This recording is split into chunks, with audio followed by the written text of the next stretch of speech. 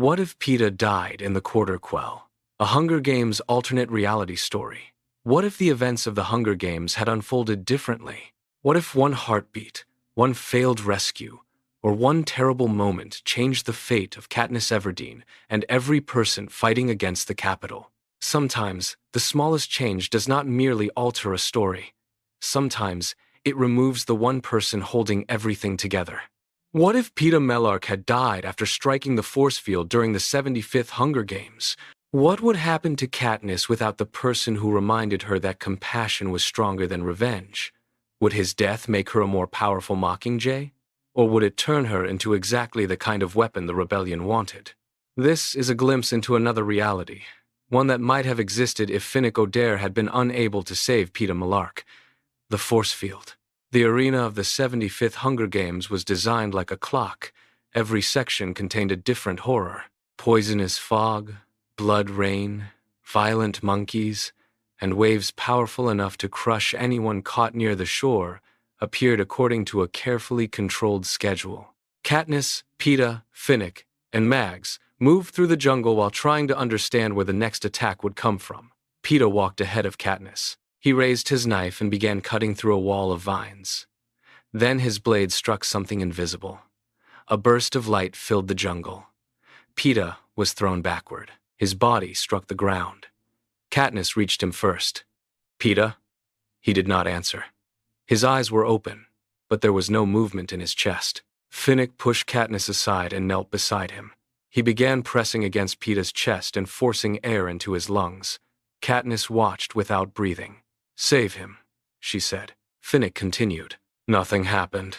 Save him." Finnick tried again. Peeta's body remained still. Katniss grabbed Finnick by the shoulders. Finnick looked at her. There was an expression in his eyes Katniss had never seen before. Defeat. He is gone. Katniss struck him. Finnick fell backward but did not defend himself. Katniss returned to Peeta and pressed both hands against his chest. She copied what Finnick had done, but her movements were frantic and uneven. "Wake up," she pressed again. "You promised." Peeta had promised that they would protect one another. He had promised they would return home. Katniss continued until her arms began shaking. The cannon sounded. The noise traveled across the arena. Peeta Mellark was dead. The girl who stopped feeling Katniss remained beside Peeta's body until the hovercraft arrived. She held his hand as the metal claw descended from the sky. When the Capitol attempted to lift him away, she wrapped both arms around him. Finnick and Mags had to pull her back. Peeta disappeared above the trees. Something inside Katniss disappeared with him. For the rest of the day, she barely spoke. Finnick attempted to apologize. Katniss ignored him. Mags placed a hand on her shoulder, but Katniss pulled away. That night, Peeta's face appeared in the sky. The Capitol played a recording from his interview.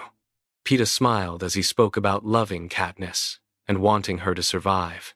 Katniss stared upward. She remembered the bread he had given her when they were children. She remembered the cave in the first arena, the train rides, and the nights when Peeta remained awake because she could not sleep. She remembered how he had always tried to protect the part of her that the games wanted to destroy. Now he was gone. Katniss did not cry. She removed the pearl Peeta had given her and closed it tightly inside her fist. Then she made a decision. She would survive long enough to destroy President Snow. She no longer cared what happened after that. The alliance changes. In the real Hunger Games story, Finnick saved Peeta's life after the force field stopped his heart. That moment helped Katniss trust Finnick. It showed her that he was protecting Peeta and that there might be a hidden reason behind the alliances forming inside the arena. In this alternate reality, that trust never developed. Katniss blamed Finnick for failing. She also began questioning why Finnick had known how to revive Peeta but had not succeeded. Grief turned every uncertainty into suspicion. When they later met Johanna Mason, Beatty, and Wires, Katniss refused to explain what had happened. Johanna noticed Peeta's absence immediately. "Where is the baker?" Katniss raised her bow. "Dead." Johanna's expression changed. She looked toward Finnick. Finnick lowered his head.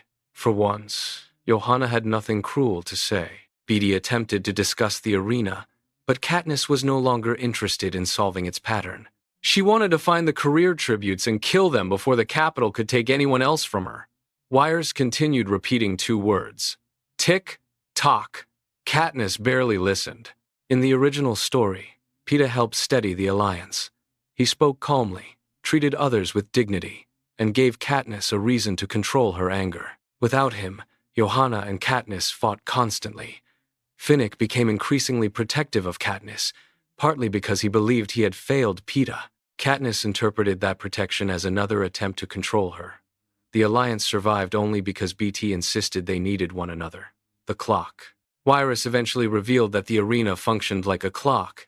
Katniss understood the pattern, but the discovery brought her no relief. Knowing when the horrors would arrive did not bring Peeta back. At the cornucopia, Gloss attacked Wyrus. Katniss fired an arrow and killed him. Kashmir rushed forward. Johanna killed her with an axe. Wyrus was wounded but survived. Katniss looked at the two bodies on the ground and felt almost nothing. In the first arena, every death had remained with her. She remembered the boy she killed with the tracker-jacker nest and the tribute who attacked Rue. Now killing felt different. It felt useful. Johanna saw the change. "You are finally learning," she said. Katniss looked at her. Learning what? That the only way out is through whoever stands in front of you. Finnick interrupted. That is not what Peeta believed. Katniss struck him before he finished the sentence. "Do not say his name." Finnick wiped blood from his mouth. He would not want this. "He is dead because none of us were strong enough." "No," Finnick replied. "He is dead because the Capitol put us here." Katniss walked away. She knew Finnick was right. She simply needed someone nearby to hate. The rebels' plan. Unknown to Katniss, several victors had entered the arena as part of a rebel plan. Plutarch Heavensbee intended to rescue Katniss and take her to District 13. BT would use the lightning tree and his wire to destroy the force field. PT had also been marked for rescue because the rebels knew how important he was to Katniss. His death changed the operation. Haymitch watched the games from outside the arena and realized the danger immediately. Without Peeta, Katniss might still become the Mockingjay, but she would be more difficult to control. Plutarch believed that grief would make her more effective. Haymitch disagreed. "She will burn everything. That may be what we need. She will not know when to stop." Plutarch looked toward the screen. "Then someone will stop her after Snow is gone." Haymitch understood the truth. The rebellion did not need Katniss to survive the war. It needed her to begin it. The lightning strike BT explained his plan to use the lightning tree against the remaining tributes. Katniss suspected he was hiding something. In the original story, she eventually understood that BT intended to break the arena. She remembered Haymitch's final instruction to identify the true enemy. In this reality, Peeta's death clouded everything. Katniss believed every person in the arena was responsible. When Brutus and Enobaria attacked, the alliance separated. Johanna cut the tracker from Katniss's arm and told her to remain hidden. Katniss misunderstood the action. She believed Johanna had betrayed her. Katniss followed the wire toward the lightning tree with an arrow prepared. She saw Finnick running through the jungle and nearly shot him. Then she heard Haymitch's voice in her memory. "Remember who the enemy is." Katniss looked upward at the force field. She remembered Peeta lying motionless on the ground beneath it. The arena had killed him. The Capitol had built the arena. She wrapped BT's wire around her arrow. When lightning struck the tree, Katniss fired. The arrow entered the force field. The arena exploded. The Mockingjay Awakens Katniss awakened in District 13. Haymitch sat beside her hospital bed. She asked about Peeta before remembering. Haymitch did not need to answer. Katniss turned away. Finnick, BT, and Johanna had also been rescued. Wyrus had died during the final chaos inside the arena. The Capitol captured Enobaria and several other victors, but it no longer possessed Peeta. In the real story, Peeta became the Capitol's prisoner. Snow used him in broadcasts, tortured him, and transformed his memories until he believed Katniss was dangerous. In this alternate reality, Snow lost his most valuable weapon. He could not use Peeta to break Katniss. Peeta's death had already done that. President Coin asked Katniss to become the Mockingjay. In the original timeline, Katniss hesitated. She demanded that Peeta and the captured victors receive immunity, and she struggled to understand whether she trusted District 13. This Katniss accepted immediately. What do I have to do? Coin appeared surprised. You will appear in broadcasts and help unite the districts. And then, we defeat the capital. Katniss looked directly at her. I want snow. Coin agreed.